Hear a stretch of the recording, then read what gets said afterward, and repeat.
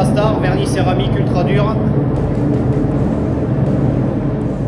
vernis qui va servir de couche de fond en fait avant l'application du chrome. Voilà, il faut un vernis qui est très dur, sinon le chrome ne ressort pas comme il faut. Allez, on applique ça.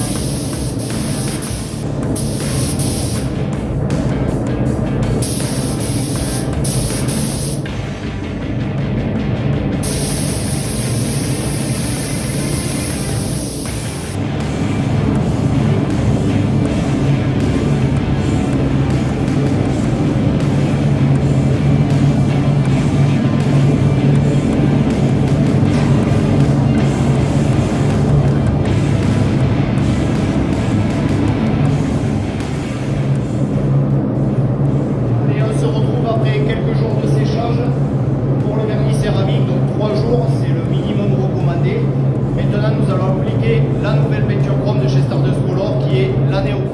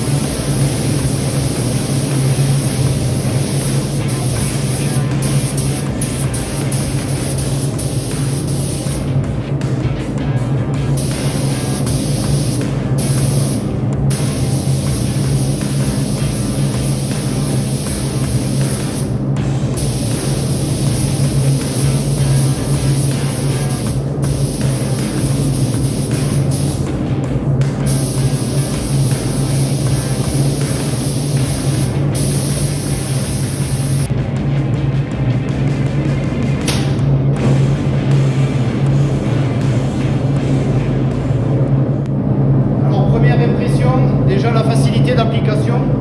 Sur les anciennes peintures chrome, il fallait vraiment avoir le coup de main pour les appliquer. C'était un peu compliqué quand on se laissait comme ça. Là aujourd'hui, vous pouvez le voir, c'est la première fois que j'applique cette peinture. Franchement, c'est comme ça et je vous montre le résultat tellement je suis vraiment satisfait de leur produit.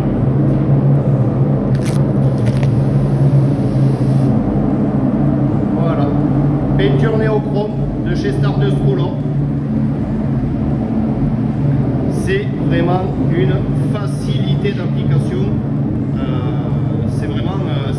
C'est vraiment top. On a vraiment un bel effet miroir et c'est nickel.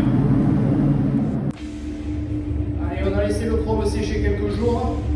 Là, on va passer au vernissage pour voir si vraiment l'aspect chrome se tient ou si on le perd un peu lors du vernissage. J'ai choisi de faire entre deux, c'est-à-dire qu'au lieu de laisser un séchage de 7 jours et de passer directement au vernis, ou alors de vernir directement après quelques heures en passant une couche de silax, moi j'ai choisi l'entre-deux, on verra ce que ça donne. Donc là le casque a un peu plus de 3 jours et demi de séchage. Je vais passer un voile très fin de silax et derrière je vais appliquer mon vernis céramique. Et puis on verra le rendu final à la fin, parce que c'est la première fois que je l'applique. Allez, je mets la cabine en route et puis on est parti pour tout ça.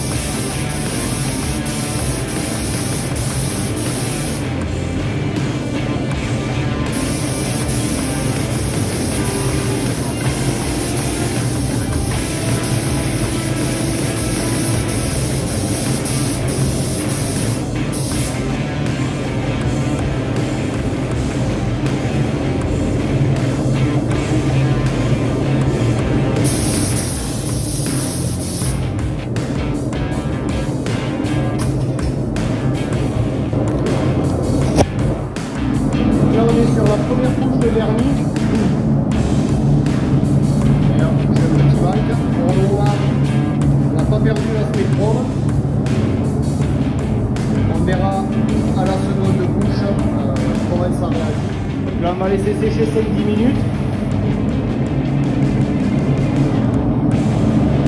Et puis après, on passera à la deuxième couche. Mais pour le moment, là, la première couche, on a quasiment pas de perte de l'effet chrome. Donc c'est déjà une bonne chose. Allez, on laisse tirer. Voilà. Alors, je vais vous passer l'application de la deuxième couche. Sinon, il faudrait que je laisse la vidéo tourner ou que je publie deux. Donc je vais faire la deuxième couche et je vous reprends après. Allez, c'est parti pour la deuxième couche et on verra ce que ça va après. Je ferai une petite vidéo complète avec la récapitulative.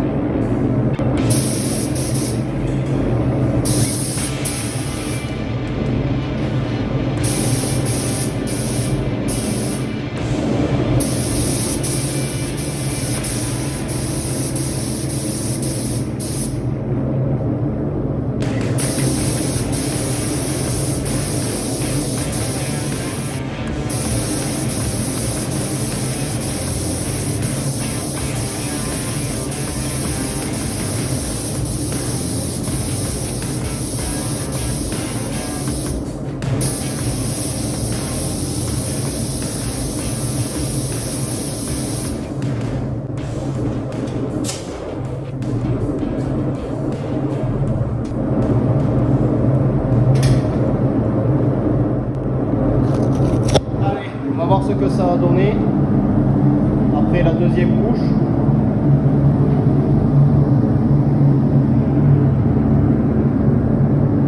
Je vais contrôler par photo avec les photos avant-après. Honnêtement, la perte de l'effet miroir, elle est quand même vraiment relativement faible. Vous pouvez le voir, et voilà, on voit. Alors c'est normal, hein, j'ai pas surchargé le vernis. De toute façon, le casque va être repolsé pour y appliquer une déco et il recevra un vernis final. Donc là, dans ce cas-là, j'ai pas nécessairement fait un vernis hyper tendu pour éviter la coulure, parce que je rappelle quand même qu'on est sur une surface chrome, donc je ne voulais pas prendre de risque. J'ai un délai trop serré pour la livraison de ce casque, puisque c'est au cadeau et l'anniversaire de la petite est fin de semaine prochaine, donc j'ai un timing très serré. Donc voilà, donc perte de l'effet miroir vraiment faible. Ça s'explique aussi par le fait tout simplement qu'aucun vernis aujourd'hui n'a une brillance de 100%, qu'on le veuille ou non, on est entre 95 et 97%, donc on n'a jamais un vernis 100% transparent, hein, on a une légère opacité, mais bon, franchement, voilà, bon, ça reste une peinture, c'est pas du chromage traditionnel, mais ceux qui critiquent un peu la perte d'effet miroir, c'est un peu chercher des poux aux œufs, comme on dit. Par contre, je vais vous montrer un défaut, alors que j'ai fait volontairement pour montrer sur la vidéo et pour vous montrer un petit peu l'application. Le principal dans cet effet chrome, c'est le fond noir. C'est-à-dire que si je vous filme par exemple ici, où j'avais bien tendu mon vernis céramique sur mon fond noir, on voit le chrome qui est bien lisse. Par contre, je vais vous montrer un endroit où volontairement j'avais fait un léger manque de charge de vernis. Donc vous voyez, je vais me baisser. Vous voyez ici, voilà. Ici, c'est tout simplement que quand j'ai verni mon noir, volontairement, je n'ai pas chargé. Et vous voyez, quand on a cette espèce d'effet peau d'orange sur la sous-couche noire, sur le chrome, ça fait dégueulasse. Donc là, pour le coup, c'est volontaire que je l'ai fait à cet endroit-là, tout simplement parce que je sais que derrière, je vais y mettre de la déco, donc ça ne va pas se voir. Et ça me permet, voilà, de vraiment vous montrer à l'application que le plus compliqué, c'est d'avoir un fond noir brillant le plus tendu possible. S'il n'est pas tendu, c'est dégueulasse, tout simplement. Donc voilà, j'essaye de vous donner un petit peu les tenants et les aboutissants, si ça peut vous aider. Voilà, pour moi c'est la première fois. Alors je sais que certains m'ont fait la remarque, notamment une personne qui avait quelques défauts dans la préparation du casque. Alors oui, je suis d'accord, comme j'explique à cette personne, parce que j'aime bien répondre à chaque fois et partager sur les réseaux. Effectivement, il a quelques petits défauts, tout simplement parce que le chrome d'origine de ce casque, qui était un vrai chrome, était très abîmé. Et comme je vous l'ai dit, niveau timing, je suis trop serré, donc je n'ai pas pu réapprêter le casque. J'ai démoli mon chrome, j'ai appliqué un silex dessus, je suis venu directement mettre ma base noire. Ça ne me gênera pas, parce que les endroits où il y a des petits défauts, vous voyez comme là par exemple, voilà le petit cratère, ces défauts là c'est pas grave, ça m'est égal, parce que sur ce casque il va y avoir de la déco dessus, donc ça ne se verra pas. Mais voilà, pour ceux qui me diraient, voilà, vous voyez, là il y a un petit pet, c'est le carbone qui avait des décollements, il y a 2-3 petits grains. Voilà, je pense que les gens qui me suivent connaissent assez la qualité de mon travail et ma minutie pour savoir que quand il y a des petites poussières ou des petits défauts comme ça, c'est qu'à la fin ils n'y seront plus.